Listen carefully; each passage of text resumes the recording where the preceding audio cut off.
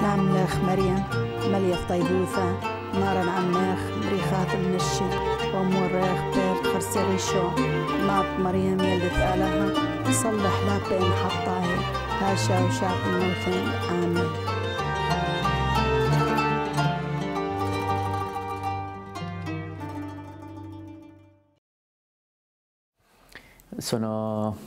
Mi chiamo Behnam Benoka. My name is Father Behnam Benoka. I'm an Iraqi priest from the Syrian Catholic Diocese of Mosul and Kurdistan. Presently I live in Ankawa with the homeless Christians in the plains of Nineveh. As a priest, I help out.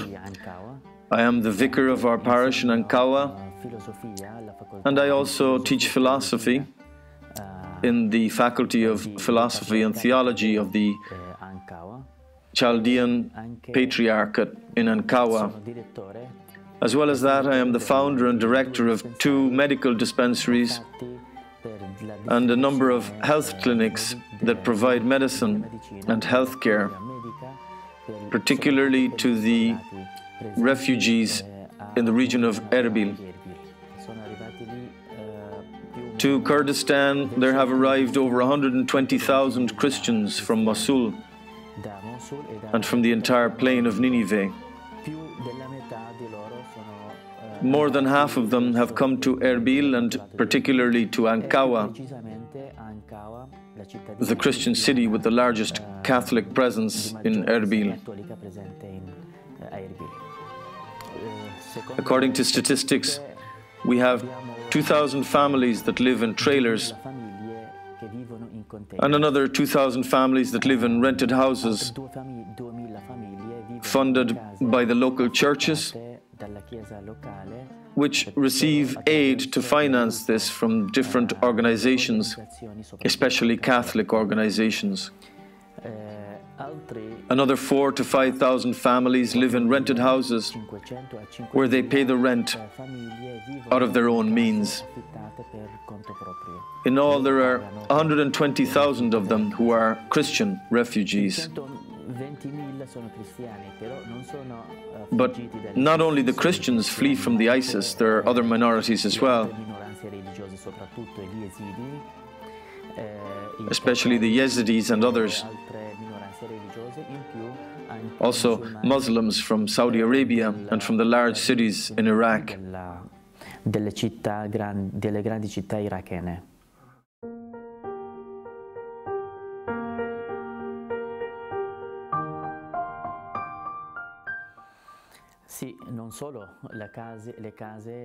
Yes, and not only houses and their past life, their whole history as well has been lost. Throughout our history, we gave shape to Iraq with our blood and tears, with the sweat of our brows, with our hard work. There have been many, many martyrs during the war between Iraq and Iran, but also during the Gulf War. We thought that we had many Muslim friends, but unfortunately it does not seem so, since our exile to the north of Iraq. Many Muslim families who now still live in Mosul and Nineveh, in our cities, entered our houses saying, "Well, my friend, you know who I am. I am now in your house, but now all your property is mine."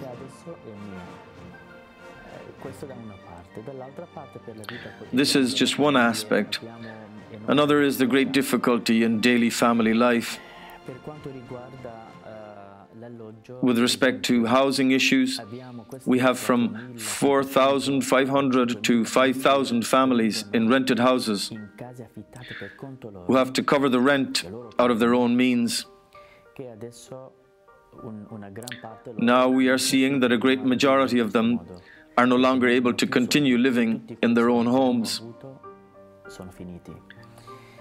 They have run out of money because they have no work.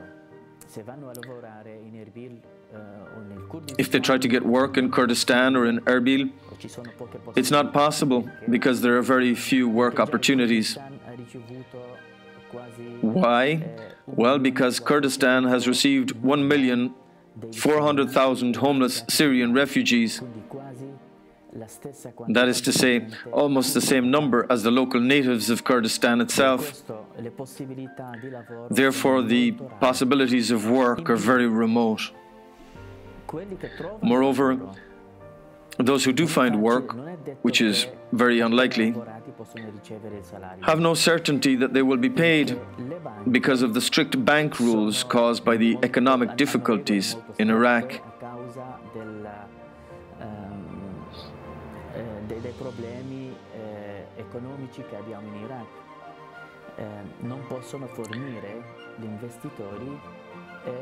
The banks cannot provide for their investors or for those who have money deposited there. Therefore, workers cannot be paid. People are paid once every 4 to 5 months. This does not help when it comes to paying rent and food. And the aid provided by the church is not enough to cover a family's monthly expenses. It doesn't cover school transport or medicines for cancer treatment.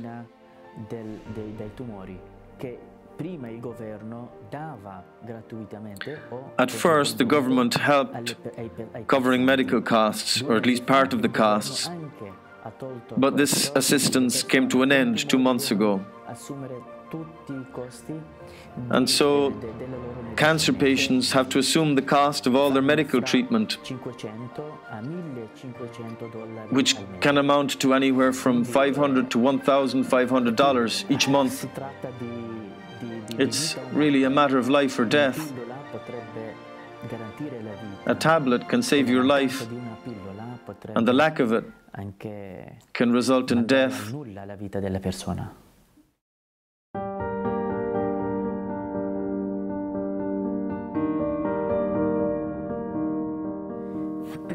Le famiglie vivono in container molto piccoli.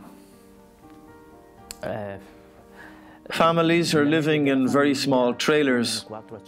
The average family size is 4 to 5 members. Then there are very large families. There are even families of 8 to 9 members. Very few of 3 or fewer members, including rented houses. If it's a big one, it's maybe 140 or 180 square feet. The house would have 3 bedrooms and a bathroom, and one family has to live in each bedroom. Married couples with their children have to live there together in the one room. Their children have to study there. That same bedroom is their guest room. It's where they take care of their sick. It's where they live out their daily lives. It's even their kitchen. This causes a series of problems, which in the end have negative consequences for the human family, especially for the children, who should be enabled to continue their studies, their education, in a good, healthy environment. The church has tried, with the help of other organizations, to find spaces, areas that guarantee at least a minimal liberty in their daily lives. Like, for example, football fields, sports areas, not even sports areas, but just educational and recreational areas. The children are often sad. They experience frustration and anger when they have to enter their family's room in the trailer.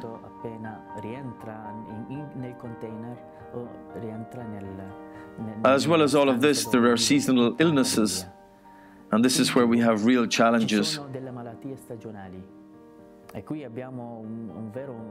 Illnesses like, for example, hair lice, those little insects that infest a person's hair. This spreads from one person to another very quickly.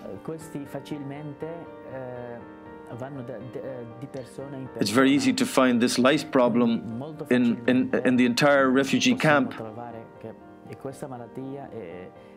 All of the families can have it. Due to this problem, during several months, we hand out special shampoos to eradicate it. We've had dermatological problems, which also can be dangerous.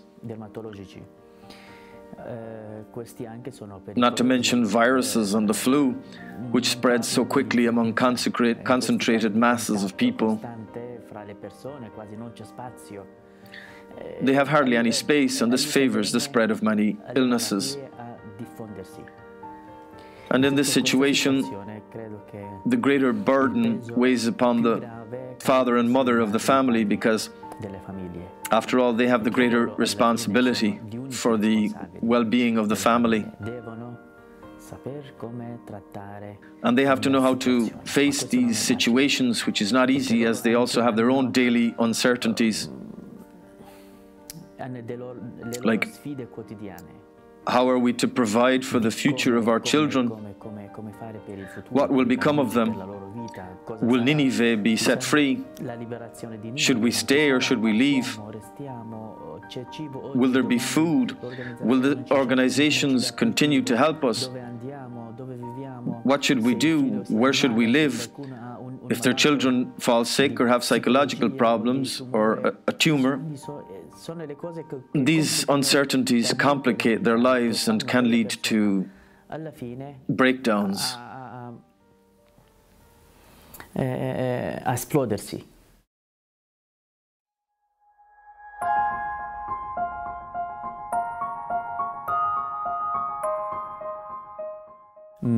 Una volta un'organizzazione. One time, an international organization that helps people with psychological needs came to me saying exactly the same things I had heard from others. They said, but we go to the different refugee camps, the Sunni and Shia camps, etc., and we see a great difference between them and the Christian camps. The other refugee camps have crime problems. They have many serious problems. But here in the Christian camps, I'm not saying that there are no problems, there are, but they are not so grave. They are day-to-day living problems caused by the present situation.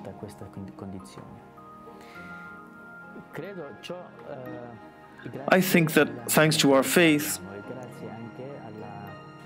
thanks to the help of the Church, we have been able to maintain matters.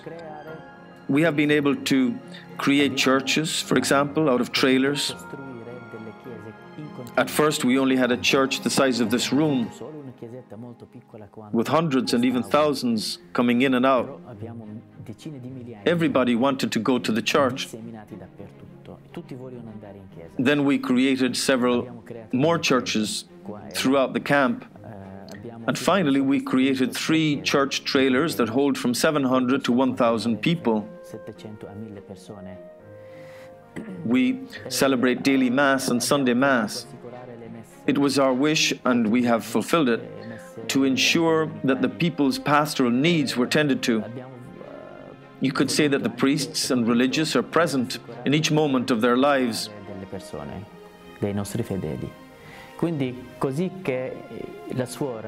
When there are needs, we are their point of reference, the people they go to. Even when there are family problems, the people don't go to the police.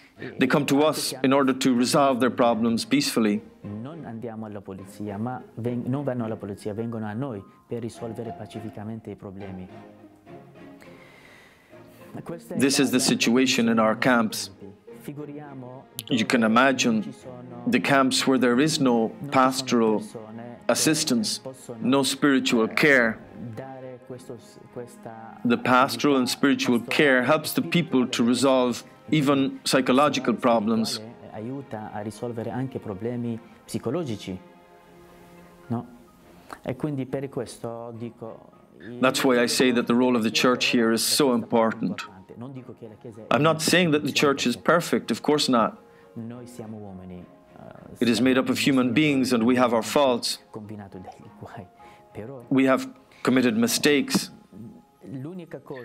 But what has led people to trust in us is that we have never abandoned them. And nor do we wish to abandon them now. E non vogliamo ancora lasciarli soli.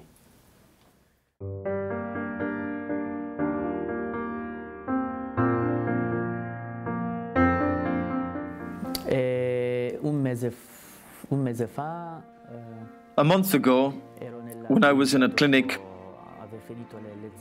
after having given a class in the philosophy department, a friend of mine from my childhood came to see me. When I saw him, I recognized him straight away. He told me he had many problems, and I asked him what was wrong. He told me he was living in a rented apartment, but was no longer able to pay the rent. I asked him why he had not asked for a trailer. The trailers are no longer available at this time. Dice la sua situazione non gli permette di andare a vivere in container. In container vuol dire famiglia accanto. He said that it was not possible anyway for his family to live in a trailer, as he has a young child with a tumor. Accommodation in a trailer consists of several families living side by side. Each family occupies one bedroom of the trailer. He told me he has to buy medicine for his daughter that costs around $500. So I asked him, how do you pay? And he told me that when he first rented the house 18 months ago, he did not have money to buy medicine or to pay the rent. And when all seemed impossible, knowing that he could not buy the medicine, a person approached him and offered him help, said to him, I will help you. Then he told me that he truly believes that his life is not in his own hands, nor even in the hands of others. Rather, it is in the hands of God alone. He said that the fact that he could pay the rent and the medicine was God's doing. When you think of it, he spends more than $1,000 monthly just on medicine. And he has nothing. He has tried to get work many times, but to no avail. Yet, whenever he has to go to the hospital for the medicine, someone comes to his aid, and it turns out that he can buy the medicine. When it was time to pay the rent, he had no money at all. Yet someone arrives and says that they can help. And this is how he lives, day to day. This may sound like a one-off little story, but it happens on a daily basis. This friend of mine has experienced this day after day and month after month.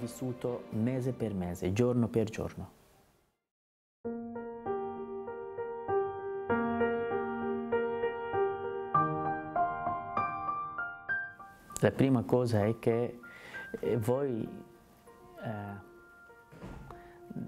Firstly, I would say to you to be more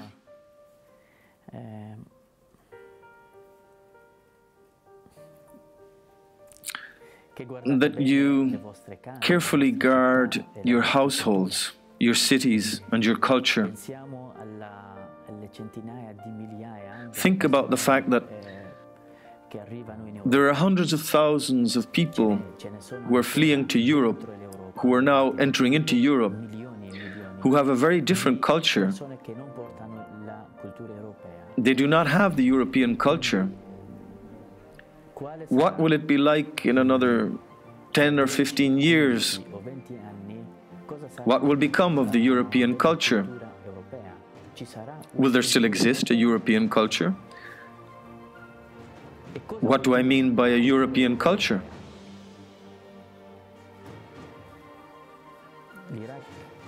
Not long ago, Iraq was a Christian country. The majority were Christians, like in Spain, in Germany, in Italy, and so on. Now we Christians are a very small minority. We have received others into our cities and houses. And right now we are a very small minority, marginalized, considered as if we were nothing. We have been evicted. We are not even named in the Constitution.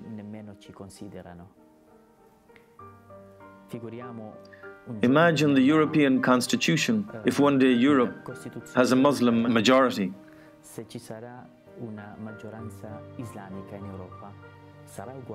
Would it be the same as it is now? No, it would not. It would be like our Constitution now, where you have to live according to and obey a Constitution that does not belong to the European culture.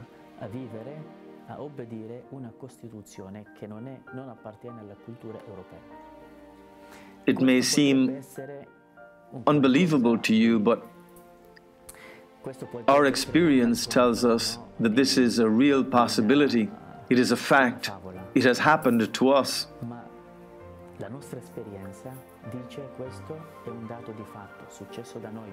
All the countries today considered to be Islamic were not so in the past. What is Daesh? What is ISIS? The members of ISIS are considered to be jihadists by Western opinion, but this is not really the case. They're first of all common people who want their country's laws to be Islamic laws, rigorous Islamic laws. They take Muhammad as their only model in life. This mentality is what is called ISIS. So what happens in the countries where ISIS is present? Why do Muslims themselves flee from these countries? They don't flee because ISIS is Muslim. They flee because of internal political problems that they have with ISIS. This is the only reason. I spoke about the Sunnis in Iraq. ISIS is Sunni. So why do they flee from them? Not because they do not want the Sharia, but because they do not want foreigners governing them. They don't just reject ISIS government and its policies. They likewise reject the Shia politics and the present Iraqi government. Here is the problem. ISIS, therefore, are the common people, regular Muslims. They have not come from another planet, from the sun or the moon. Whatever they say or do based on quotations from the Quran.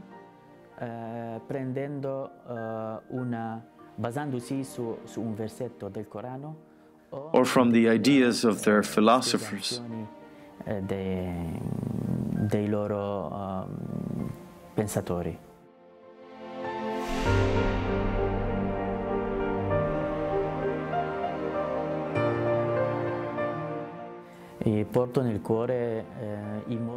I carry in my heart the many people who suffer in the world, not only those in Iraq, but also those in Syria, Nigeria, and other places.